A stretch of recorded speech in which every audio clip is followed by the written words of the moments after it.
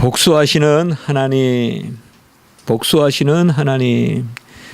1절에 두 번이나 이렇게 부르고 있습니다.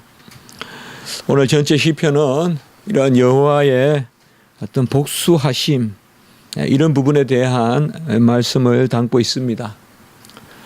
복수라는 것이 상당히 어떤 경우든 1차적으로 그렇게 좋은 뉘앙스를 갖는 단어는 아닌 것 같습니다. 대체로 복수라 그러면 되갚는 것이고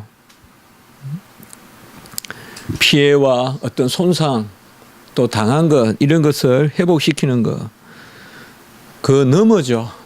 복수라는 것은 분명히 당한 것 그것을 그저 물려받겠다는 정도가 아니라 그 이상의 어떤 징벌을 가하겠다.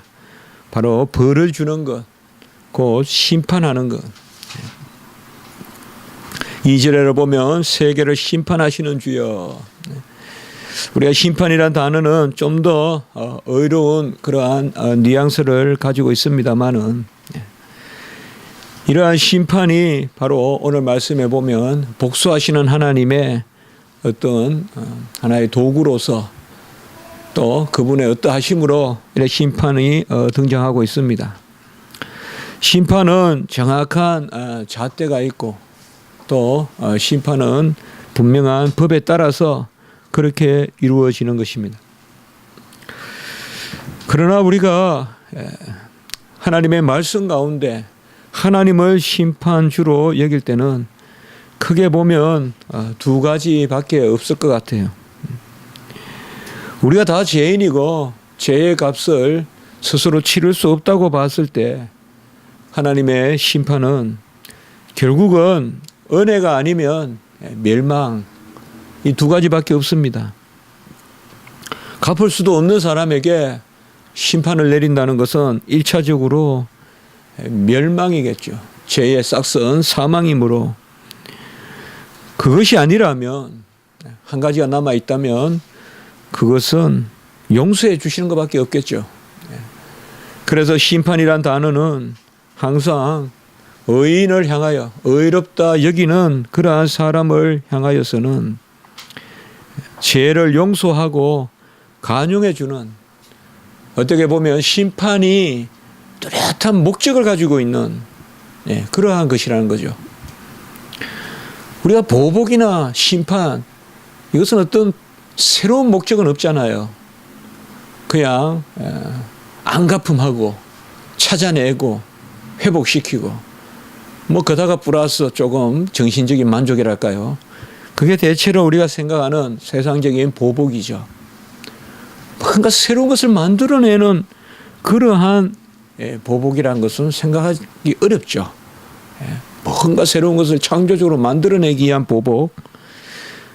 그러나 하나님이 심판하실 때는, 이 보복하시는, 복수하시는 하나님이 심판하시는 하나님이실 때는, 그저 형벌로 심판하실 때는 싹을 찾아서 멸망에 이르게 하시지만은 용서하실 때는 특별한 의미를 지니시는 심판이다 이거죠. 그래서 죄를 용서하고 간용하고 긍휼을 베푸는 그 특별한 목적이 있다는 거죠. 그래서 특별한 목적을 지닌 심판, 바로 의를 부여해 주시고 그리고 온전히 자녀 삼아 주시고, 우리는 새 하늘과 새 땅에 들어가기 전에 심판이 있다는 것을 꼭 기억해야 되죠. 여기도 의인의 심판과 악인의 심판이 있는데, 악인의 심판은 어떻게 보면 당연한 것입니다. 특별한 것이 아닙니다. 어떤 심판이라기보다 죄의 값을 당연히 치르는 과정이죠. 그러나 의인의 심판은 상당히 새로운 것입니다. 이런 심판은 세상에는 없습니다. 세상에서는 심판해서 자녀 삼아주는 경우가 없습니다. 세상에는 심판해서 영화롭게 하는 경우가 없습니다. 그러나 마지막 날 주님이 앞에서 우리 택한 백성들이 오직 그 심판주의 은혜로 말미암아, 그 어린 양의 은혜로 말미암아 받는 그 심판은 아주 없는 것을 있게 하는 심판이고, 죽은 듯 방불한 것을 살리는 심판이고, 어떻게 보면 심판이 아닌 심판입니다. 오늘 여기 말씀에서도 전반부에서는 보면 바로 본래적인 심판, 징벌로서의 심판을 말씀하고 계시고, 후반부에서는 이러한 심판을 넘어서서 우리 하나님께서 얼마나 그의 백성들을 붙드시고 또 오히려 그 가운데서 새롭게 의롭게 하시는 그런 것을 행하시는지를 보여주고 있습니다. 우리는 복수하시는 하나님, 심판하시는 주, 이런 것들이 정말 뭔가 우리의 어떤 폐부를 찌르는 그러한 면이 있다는 것을 분명히 인지하면서도 동시에 우리는 그것을 은혜로 받아들이죠. 아주 아픈 사람은 찾아서 주사를 맞기를 원하는 거죠. 아주 아파 보면 생명이 2달을 남았다 그래도 자를 건 잘라내야 되는 거예요.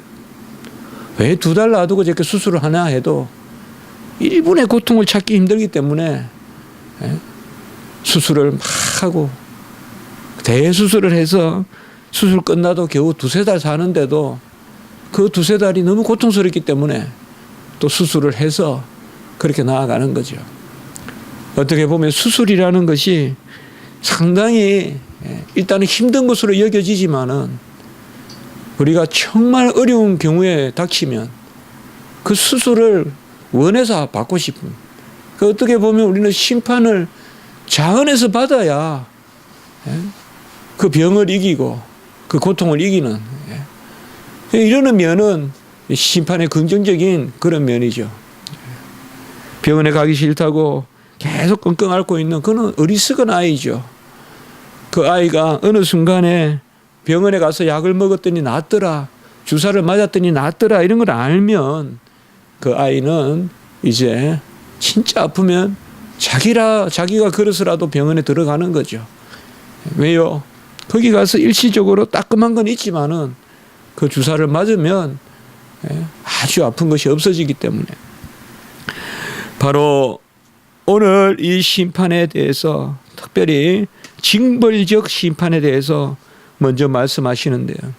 오늘 10절에 보면 뭇백성을 징벌하시느니, 이 무엇에 대한 징벌이냐, 무엇을 죄로 삼으시느냐. 오늘 죄의 본질을 특별히 말씀해 주고 있습니다. 죄의 본질은 바로 여호와에 대한 무지에서 온다. 7절에 보면 여호와가 보지 못하며 야곱의 하나님이 알아차리지 못하리라 라고 그들은 여긴다. 그래서 우리가 3절부터 쭉 이렇게 악인들에 대해서 말을 하고 있는데, 오늘 시편 기자는 그들의 죄의 본질을 여호와에 대한 무지에서 그들은 무지에서 찾고 있습니다. 아담과 하와가 나무 뒤로 피한 것을 보면 이 부분은 여호와에 대한 무지함을 드러냈다고도 볼 수 있는 거예요. 여호와는 어디에나 계시죠. 앞에만 계시는 것이 아니라 뒤에도 계시고, 나무 앞에만 있고 나무 뒤에는 계시지 않는 그런 여호와가 아니죠.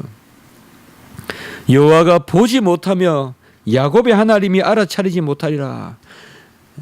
여기 야곱의 하나님이라고 부른 것은 우리에게 야곱의 하나님도 되지만은 야곱의 하나님이라고 부르는 자들, 오늘은 특별히 하나님의 백성이라고 일컫는 자들이 행악을 범하는 그런 말씀을 특별히 전한다고 우리가 7절을 통해서 좀 생각해 볼 수가 있어요. 야곱의 하나님을 부르면서도 야곱의 하나님이 알아차리지 못하리라 라고 이렇게 부지간에 불식간에 행한다 이 말.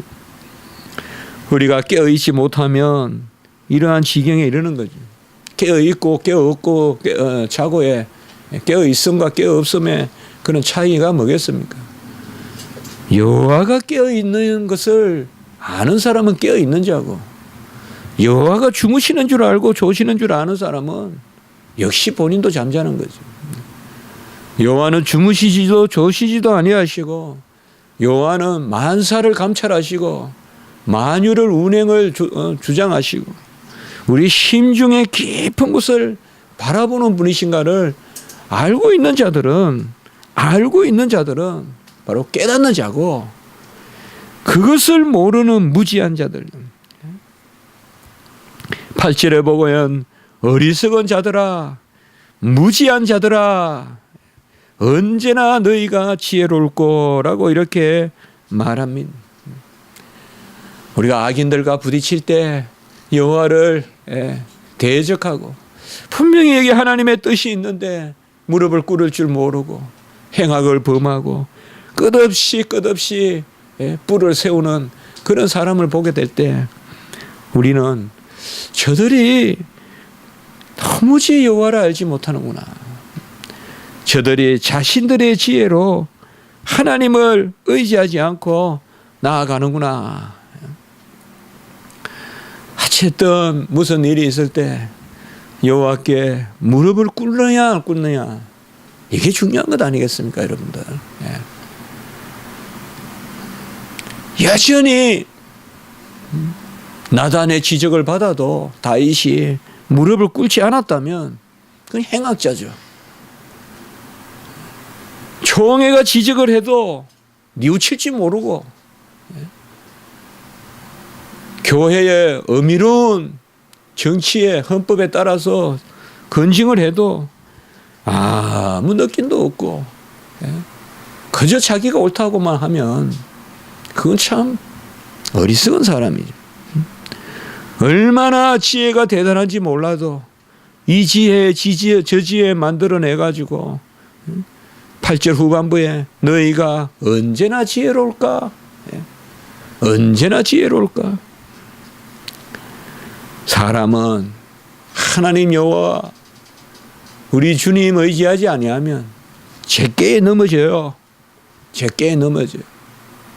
제구덩이에 빠져요. 제천땀에서 떨어져요. 하만의 장대같이 지장대에 걸려요. 내 지혜를 버려야 돼요. 죄의 본질은 내 지혜를 의지하는 거예요. 좀 없어 보이고 좀 미련해 보이고 좀 추해 보여도 의지할 때 그 지혜가 있는 거지. 좀 내가 무슨 지식이 있다, 이런 부분에 대한 경륜이 있다, 어떤 경험이 있다, 그런 것을 의지할 때 가장 어리석은 것이요. 인간의 지혜는 하나님은 의지하는 것입니다. 여호와 하나님은 어린아이와 같은 그러한 자를 반겨시고 어린아이가 오는 것을 막지 아니하시고 어린아이와 같아야 천국에 간다라고 한다면, 우리가 어린아이라면 어린아이의 지혜가 어디 있겠습니까? 어린아이의 지혜는 부모에게 의지하는 거예요. 어린아이의 지혜는 부모에게 의지하는 게 지혜지, 부모에게 독립하고 빨리 분깃을 달라 하고 대문을 박차고 나가는 거, 그것이 지혜가 아니다 이 말이죠.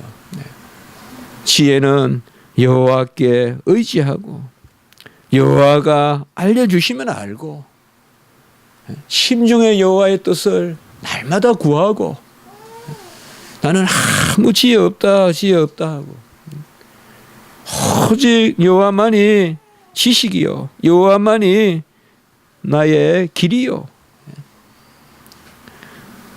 우리가 특별히 이것을 성경에서는 비밀이다라고 이렇게 말한단 말이에요. 이 땅에서는 비밀이다. 비밀은 뭐냐? 우리는 하나님을 믿고 하나님이 내 안에서 행사하신다. 하나님을 믿고 하나님이 내 안에서 자신의 뜻을 이루신다.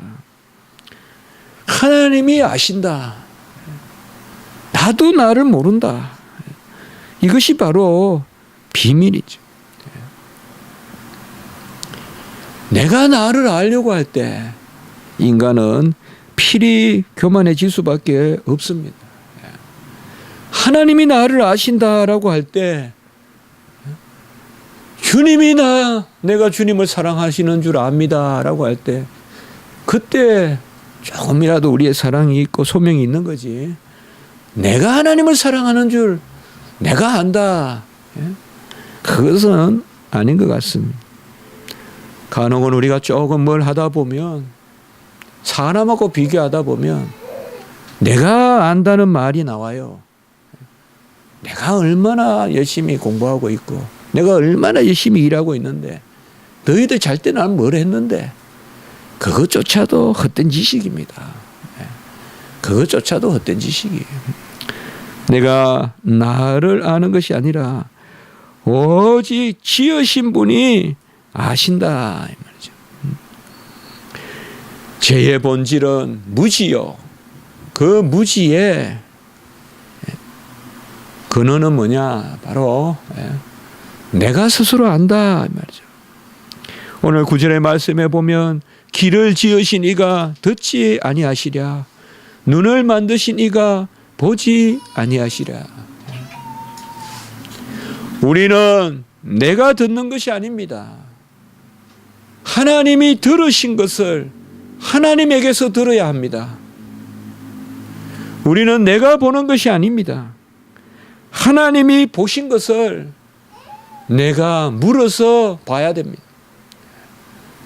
예수님도 여호와의 빛을, 예수님의 얼굴에 있는 하나님의 영광을 아는 빛을 우리에게 비추어 줬다 했어요. 예수님도 하나님의 영광을 아는 빛을 받았어요. 이 땅에 오신 예수님, 낮아지신 예수님. 우리도 스스로 아는 것이 아닙니다. 길을 지으신 이가 들으십니다. 길을 지음받은 우리의 귀로 듣는 것이 아니라 우리의 귀로 무엇을 들으려고 하면 안 돼요. 여러분. 그래서 우리가 깨어 있어야 돼요. 여호와가 들으신다는 거예요. 여호와가 살아계시고 여호와가 깨어 계시고 그리고 여호와가 만사를 감찰하시고 권고하시고 다 살피신다는 거예요. 어디까지? 저 하늘 저 바다 우리 심중 깊은 곳까지 바로 다 살피신다. 여호와 앞에서 우리의 모습은 그저 11절에 사람의 생각이 허무함을 아신다 이 말이에요. 여호와는 어디까지 아시느냐? 우리의 속까지 아신다. 우리는 우리 자신을 모릅니다. 그러니 맹세를 못하는 겁니다. 왜 맹세를 금했겠어요? 우리는 우리 자신을 모르니까 맹세할 수 없습니다. 내가 너를 책임진단 말 부질없습니다. 내가 약속을 다 지키지도 못하는 그 부분도 있지만 전에도 우리가 나누었지만 혹 지킬 수 있다 해도 그런 마음이 나에게 있다 해도 없어요. 그 분명히 바뀌어요. 그래도 능력도 안 되고요. 그러나 여호와 하나님이 아시는 것입니다. 마음까지 다 맡겨야 됩니다. 생각까지 맡겨야 됩니다. 의지까지 다 맡겨야 됩니다. 하나님이 의지하시고 뜻하시고 하나님이 생각하시고 하나님이 느끼시고 다 맡겨야 됩니다. 우리가 우리 생각으로 나아가고 우리가 우리의 뜻대로 의지할 때 그것이 바로 교만을 낳고 자만을 낳는 것입니다.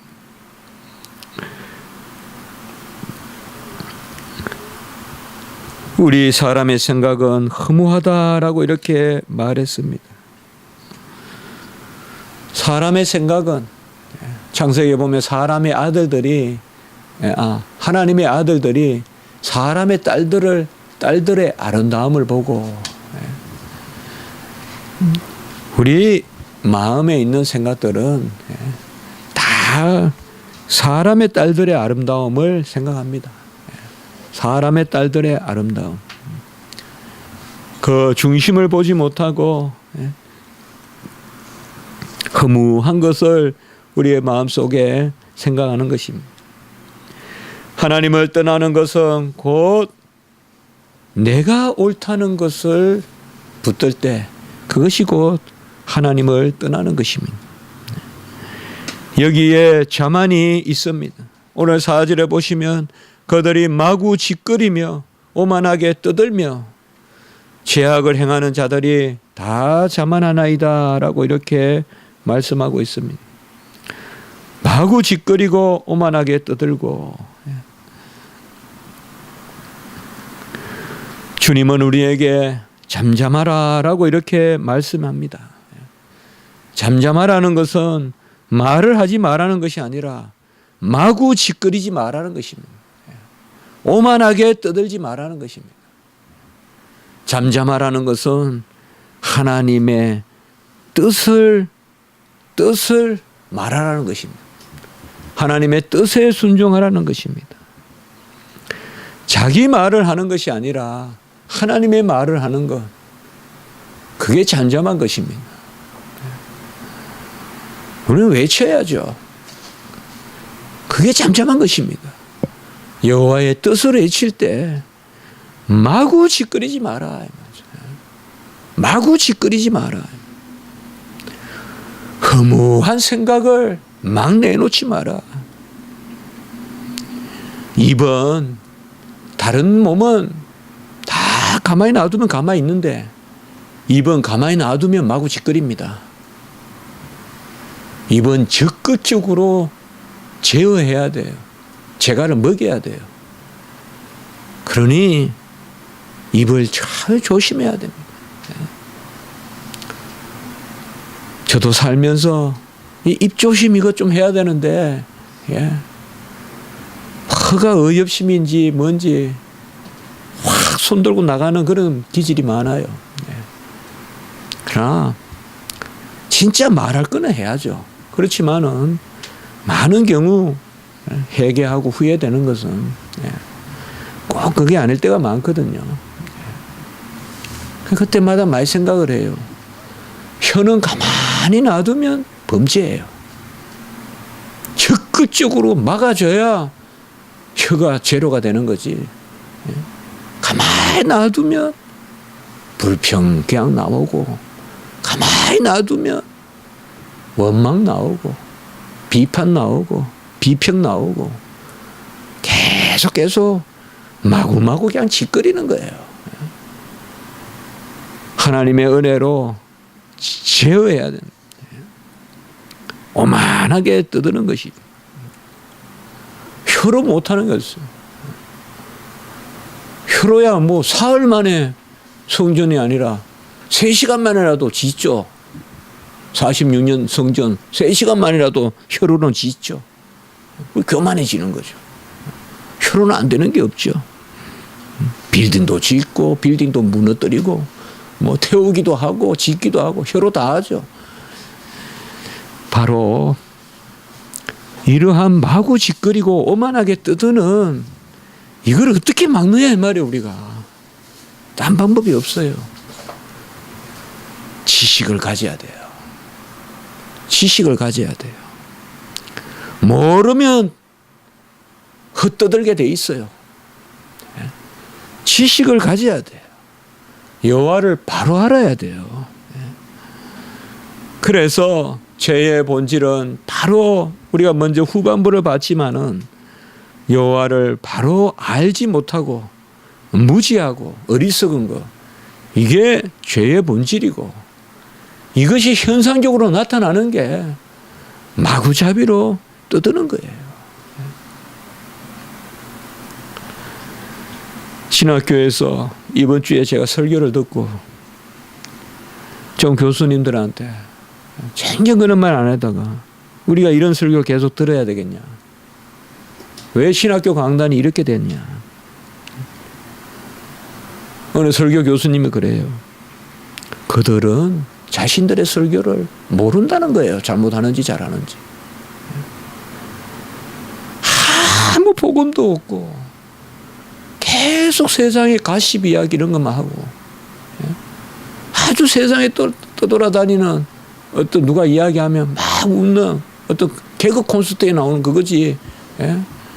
그리고 마지막에는 그냥 하나님 이름만 한 붙여주고. 제가 기독론 수업하면서 그랬거든요, 학생들에게. 오늘 설교 듣기 전에 수업하면서 이다라는 말씀을 전하는지 하라라는 말씀을 전하는지 잘 분별해라. 뭐 하라라는 말씀 전해야 된다. 그러나 이다라는 말씀을 7, 80% 전하고 하라라는 말은 20, 30%만 전하면 된다. 아니나 다를까 그날 설교에 저는 누가 설교하는지 예상하고 그런 게 아니에요. 외부에서 오셨어요. 오자마자 항상 기뻐해라. 역시 하라예요. 다 없는 것으로 해라. 다 없는 것으로 해라. 그래야 목회한다. 엄청 요사이 많이 문제를 일으키는 목사래요. 세상 법정에서도 많은 문제가 있는 목사예요. 손으로 짠 양탄자는 흠이 있으니까 더 비싸다. 기계로 짠 것은 흠이 없어도 싸다. 참 목사는 흠이 있어도 용서받고 목회하는 자다. 그걸 지금 세상 사람들의 이 입에 오르내리는, 누구라도 말하면 다 아는, 우리 학생들도 다 알고 있는 사건 가운데서 그런 설교를 했을 때 그 설교한 목사님이 그래요. 제가 식사하면서 대화를 나누니까. 그래서 제가 좀 답답해서 그랬어요. 정말 설교 잘 가르치세요. 정말 잘 가르치면 좋겠어요. 아무리 이해하려고 해도 정말 너무해요. 제가 그랬어요. 그랬더니 그분들은 그게 옳은 줄 알아요. 이렇게 이야기해요. 그럼 그러니까 가르쳐야죠. 오늘 여기에 바로 그거예요. 마구 짓거리고 오만하게 떠들고, 이게 기본적으로 이걸 막을 방법이 없어요. 여호와를 아는 지식이 있어야 돼요. 여호와가 무엇을 원하는지 그것을 알아야 됩니다. 여호와의 뜻을 알아야 돼요. 여호와의 뜻은 고아와 나그네를 지켜주는 것이요, 가부를 살피는 것이나 6절에 그 뜻을 모르니 그들이 범죄하는 거예요. 고아와 가부와 나그네는 그냥 어릴 때부터 보니까 저 사람들은 당연히 냉대 받더라. 그러니 우리도 냉대하면 된다. 그냥 그렇게 사는 거예요. 모르는 거예요. 하나님의 뜻이 뭔지. 그러나 하나님의 뜻은 고아와 가부를, 특별히 나그네를, 손을 대접하는 거 아니겠어요? 모르는 거예요. 하나님의 뜻을 알아야 된다. 여호와는 주의 백성을 지키시고 주의 소유를 보존하신다는 것을 모르니까 주의 백성을 짓밟고 주의 소유를 공고하게 하고 5절에 그렇게 말씀하는 것입니다. 여호와는 하나님이 세운 백성을 지키십니다.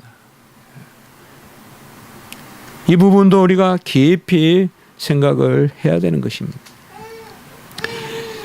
이러한 여호와 하나님이 죄를 벌하는, 징벌하는 그러한 심판이 있을 뿐만 아니라, 아까 두 번째는 어떤 심판이라고 했죠? 바로 새로운 것으로 자녀를 삼고 영화롭게 하는 심판이 있죠. 성화에서 영화로, 또 영원한 영화의 완성으로 마지막 심판을 하시듯이, 그것이 바로 12절부터 나오는 그러한 말씀입니다. 주로부터 징벌을 받으며 주의 법으로 교훈을 받는 자. 우리가 아까도 말씀드렸지만은 심판이라는 것은 그저 부정적인 것이 아닙니다. 우리가 이 땅에서 완전하지 않다는 것이 우리의 신앙 고백이라면 분명히 징벌은 있다는 것입니다. 우리가 하루도 완전하게 살 수 없다는 것이, 하루를 완전하게 살 수 있다면 일생도 완전하게 살 수 있겠죠. 결국 우리가 완전주의가 아닌 것은 우리의 신앙이 하루도 완전하게 살 수 없다는 거예요. 하루라도 완전하게 살 수 있다면 첫날 만날도 완전하게 살 수 있겠죠. 그럼 완전주의가 가능하겠죠. 그러나 그게 안 되기 때문에 우리는 이 땅에서 불완전하고